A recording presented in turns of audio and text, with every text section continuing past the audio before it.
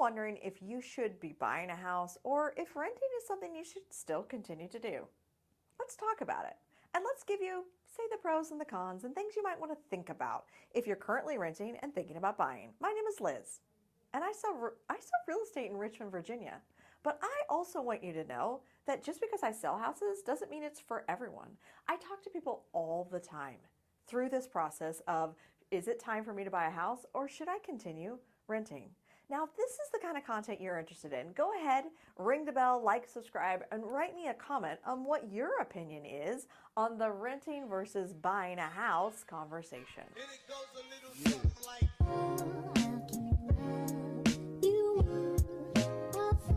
I want to tell you a little story about someone that I'm currently working with. She is a first-time home buyer and she currently lives in Richmond, Virginia. She's thinking about buying a house and we've been kind of walking down the path together. She's currently has a rental which is kind of closer to downtown and she's happy with where she lives. But she also has the thought that, am I going to do this forever? Like, does this really fit my lifestyle? I feel like I should buy a house because that's the way that she was raised, in that we grow up, we get a job, we get a rental, and then eventually we buy a house. She's like shooting all over herself that she should be buying a house. Well, yesterday we had a conversation. We were in the DMs on Instagram, and she was telling me that maybe this year isn't the year that she wants to buy a house. She isn't really thrilled with what the inventory currently is, and she wishes she had a little bit more money saved and so she could buy maybe a different house or a house in a different area. And so yesterday we talked about the fact that it's okay for her to continue renting because buying a house isn't for everyone, and there's things about buying a house that maybe you haven't considered yet.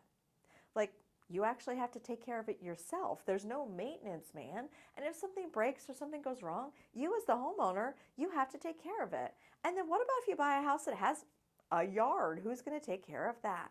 So it's going to not only change your life, it's going to change your lifestyle and the way that you spend your time. For instance, if you have a rental, especially if you have an apartment, you're not thinking about the yard. You're not thinking about if something breaks. You're just living your life.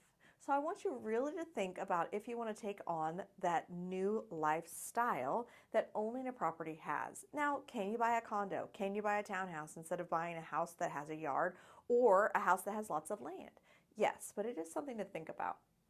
Another thing I want you to think about that I found really interesting is displayed in this graph. Now, what it says is when you start to look at a place that has 2 or more bedrooms, that's when buying a house becomes more practical.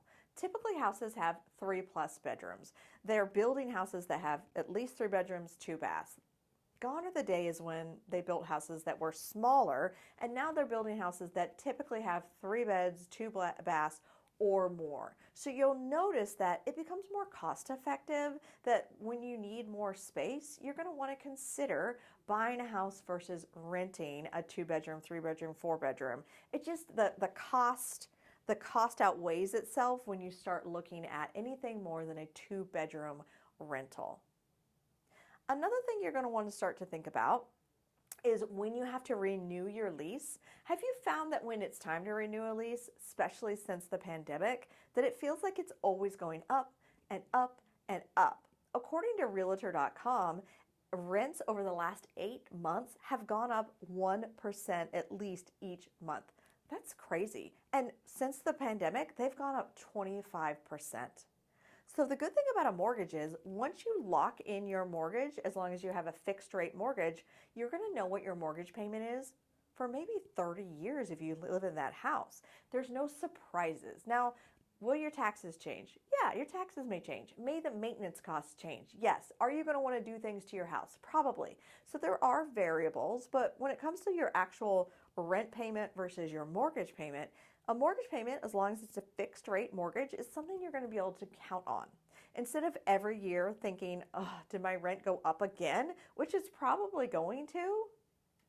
At least with your mortgage, you know it's going to be a fixed amount, something that you can count on in this world. Another thing you're going to want to think about is equity in your home. What does equity mean? What it means is your house will go up in value the longer that you're in it, and depending, of course, what happens in the world, right? Let me give you a for instance. Say you bought a house in 2017, and now it's 2023, and you decide it's time to maybe up. Maybe you need more space, maybe you need less space, but you're ready to sell that house. What's going to happen is that I'm going to come to your house, we're going to look at what condition it currently is, we're going to sit down together, probably at your kitchen table, and I'm going to say, this is how much we can list your house for, and this is how much you owe, and these are the costs to sell your house. Now with that information, I'll bring what's called a net sheet, and the bottom number on that net sheet, based on all those numbers, will be your estimated check at closing. And if you've been there and your house has what's called appreciated, meaning gone up in value, you will get a check at closing.